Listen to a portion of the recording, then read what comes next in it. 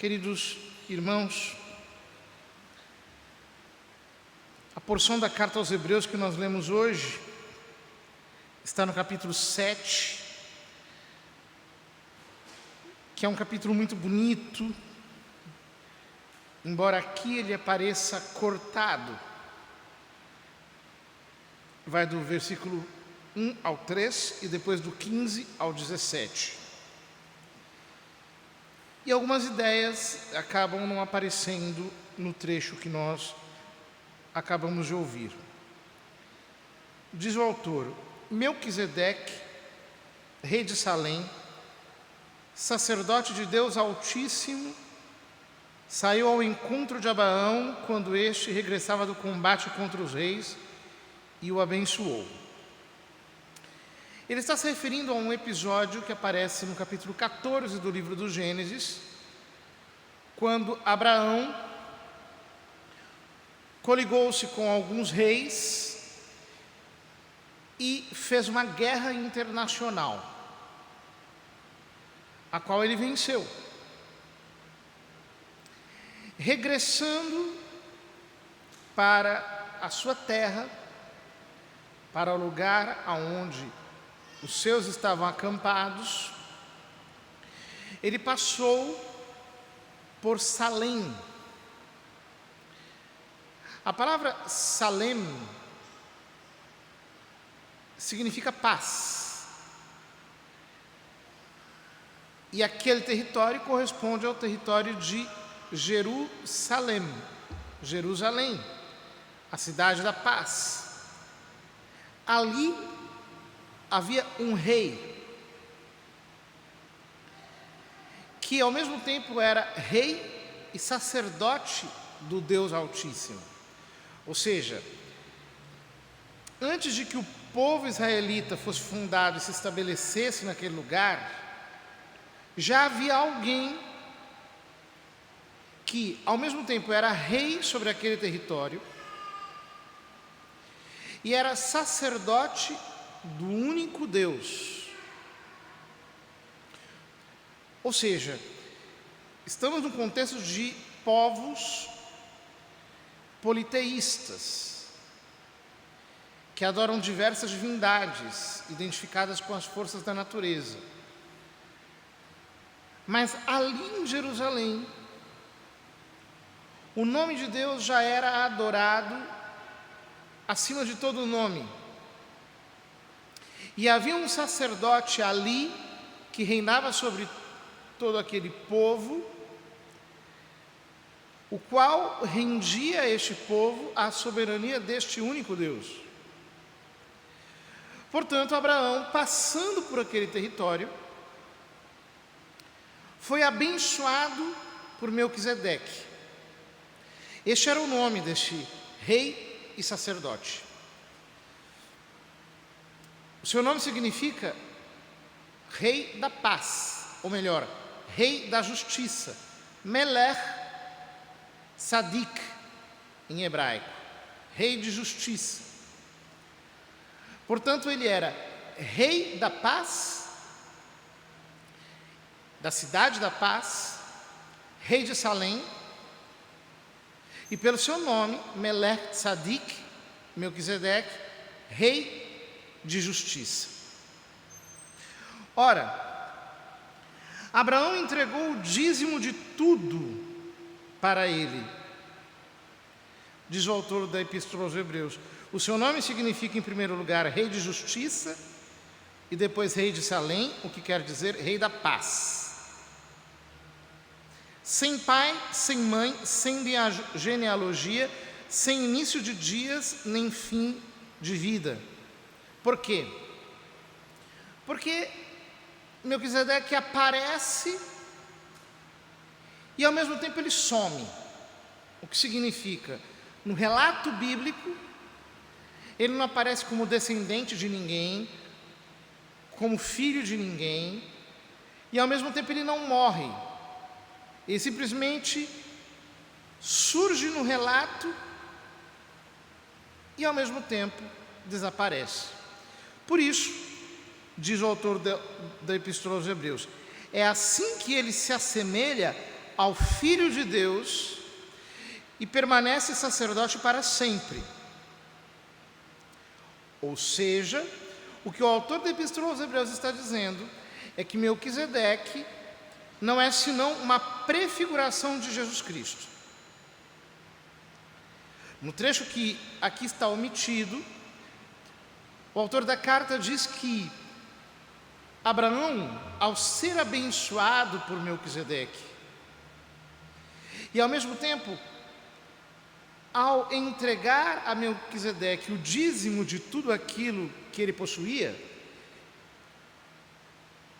reconhecia que o sacerdócio dele era maior do que aquele que viria através do povo judeu que descende de Abraão.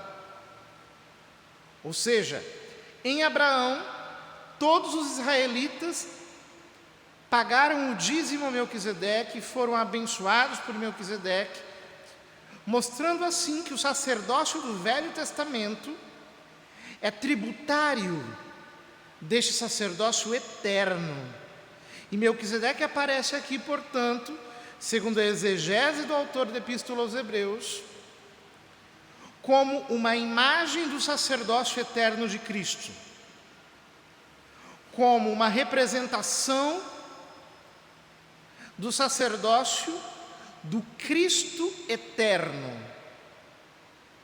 sacerdócio que nunca será abalado, aquele que estabeleceu uma nova e eterna aliança, não mais baseado no sangue de bodes e carneiros, mas no seu próprio sangue, pelo qual, sendo ele homem Deus, realizou a propiciação pelos nossos pecados, nos tornou agradáveis diante do Pai e nos capacitou pela fé nele a apresentar a Deus o único e verdadeiro sacrifício, que é o nosso culto espiritual. Ora, diz ele, isto se torna ainda mais evidente quando surge um outro sacerdote, semelhante a Melquisedeque, não em virtude de uma prescrição de ordem carnal, mas segundo a força de uma vida imperecível. Pois diz o testemunho, tu és sacerdote para sempre, na ordem de Melquisedeque. E aqui, o autor da carta aos Hebreus cita o Salmo 109, Salmo de Davi, quando o rei Davi profeticamente penetra na presença de Deus e narra este diálogo entre o pai e o filho. Palavra do Senhor ao meu Senhor, ou outra tradução melhor diria, disse Yahvé a Adonai. Ele está falando de um diálogo entre o pai e o filho. E o que o pai está dizendo para o filho? Assenta-te ao lado meu direito, até que eu ponha os inimigos teus como escabelo por debaixo de teus pés. Ou seja, Davi está profeticamente olhando para os dias em que, depois da sua vida terrena, Jesus ascende à direita de Deus Pai, e entre a sua primeira vinda e a sua segunda vinda, o que o Pai lhe está dizendo é: assenta-te ao lado meu direito, reina ao lado meu direito, compartilha a minha glória, à minha destra, em posição de igualdade comigo, até que eu coloque os teus inimigos como escabelo por debaixo dos teus pés. Ou seja, a história está se desenrolando como um processo em que Deus submeterá todas as coisas ao reinado de Cristo. Lentamente isto está acontecendo, nós não conseguimos nem discernir isso, mas o livro do Apocalipse nos mostra que todas as coisas estão sendo orientadas para o triunfo de Jesus Cristo, para que Ele reine. Continua o Salmo: o Senhor estenderá desde Sião vosso cetro de poder, pois Ele diz: domina com vigor teus inimigos. Tu és príncipe desde o dia em que nasceste. Na glória e esplendor da santidade, como orvalho antes da aurora, eu te gerei. Este salmo tem muita relação com o Salmo 2, em que Davi enxerga um quadro semelhante: Deus e o seu Cristo, o Pai e o Messias, e um mundo hostil, o mundo que não aceita o seu reinado, o mundo que o rejeita, e que parece triunfar, e que parece prevalecer, e que parece que irá levar vantagem. Mas aqui ele diz: estende desde o Monte Sião, desde a cidade de Jerusalém, desde o lugar onde está o meu templo santo, estende o teu cetro sobre os teus inimigos. Aqui o Monte Sião é figura da igreja, não simplesmente da igreja institucional, mas de todos aqueles que de fato se unem a Cristo pela fé, vivendo em espírito de santidade. É através deles que Deus estende o cetro do seu Filho e lhe diz: domina com vigor sobre os teus inimigos. Tu és príncipe desde o dia que nasceste. Desde o instante da encarnação ele é rei. Desde o instante da encarnação ele é sacerdote. E por isso ele diz: jurou o Senhor e manterá sua palavra. Tu és sacerdote eternamente, segundo a ordem de Melquisedeque. Não segundo a ordem de Levi, na primeira aliança, mas segundo a ordem de Melquisedeque, que transcende a ordem de Levi, uma vez que Abraão paga o dízimo a Melquisedeque e é abençoado por ele. Tu és sacerdote segundo uma ordem que transcende a ordem dos filhos de Abraão. Portanto, exerce o teu domínio, exerce o teu reinado.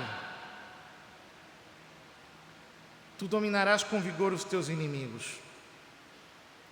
O Salmo continua e fala do domínio do Messias sobre os povos, sobre as nações, e fala do cetro do poder do Cristo, que irá ser estabelecido sobre todos os povos, em triunfo, em glória, em majestade. Queridos irmãos, nós precisamos ser arrastados, assim como Davi foi arrastado, para a contemplação do Messias, rei e sacerdote. Nós precisamos ser levados à contemplação de Cristo, figurado em Melquisedeque, e vê-lo transcendendo tudo aquilo que acontece sobre este mundo. Às vezes nós temos a impressão de que Deus está perdendo, de que Deus está levando desvantagem, de que Deus e a sua palavra estão sendo de tal modo ignorados e pisoteados, que é como se Ele por algum momento tivesse se ausentado do seu trono, como se houvesse uma vitória do inferno. Queridos irmãos, nós precisamos subir ao Monte Sião. Ou seja, pela oração nós precisamos subir em fé até chegar à contemplação deste diálogo entre o Pai e o Filho, este diálogo entre Yahvé e Adonai. Assenta-te ao lado meu direito, até que eu ponha os teus inimigos como escabelo por debaixo dos teus pés. O Salmo 99 diz: com louvores do Senhor em sua boca e espadas de 2 gumes em sua mão, para exercer sua vingança entre as nações.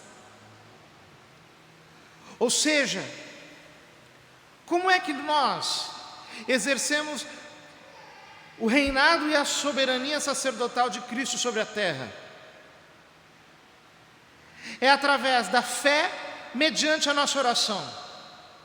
É proclamando este reinado, é declarando esta soberania, justamente quando, às vezes, nós temos a impressão carnal de que tudo está saindo fora de controle. Não! Deus está conduzindo todas as coisas para a glória do seu Filho. Às vezes, Ele permite que o mal leve certa vantagem para que ele se torne mais visível e ele seja mais facilmente cortado, porque a ferida não pode ser curada se não for exposta. Às vezes Deus permite que certas fases da história sejam especialmente escuras. Por quê? Somente quando a escuridão reina nos céus é que brilham as estrelas, ou seja, a luz dos santos pode chegar de maneira mais clara, mais nítida, mais evidente, mais contrastada. Por isso, olhando para Cristo, sumo sacerdote, segundo a ordem de Melquisedeque, nós não tememos nada, nem ninguém, nem nos desencorajamos, nem nos entregamos de nenhum modo à timidez ou à covardia. Ele está reinando até que os seus inimigos sejam postos como escabelo debaixo de seus pés. E de São Paulo, o último inimigo a ser destruído será a morte.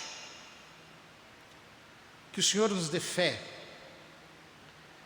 no sacerdócio de Cristo, fé de que Ele é o verdadeiro Rei e Senhor, fé de que Ele é o soberano, de que o mundo inteiro está nas suas mãos, fé.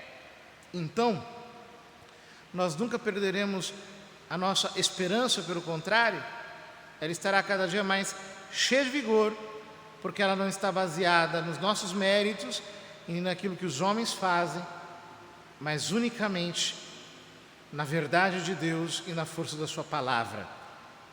Muitas vezes, quando tudo parecia perdido, foi justamente este momento que assinalou uma intervenção extraordinária e definitiva de Deus na história. Deus está prestes a fazer algo grande. Nós precisamos crer e precisamos manter firme esta palavra como tocha levantada sobre os nossos olhos, a fim de que jamais percamos a força de lutar as guerras do Senhor.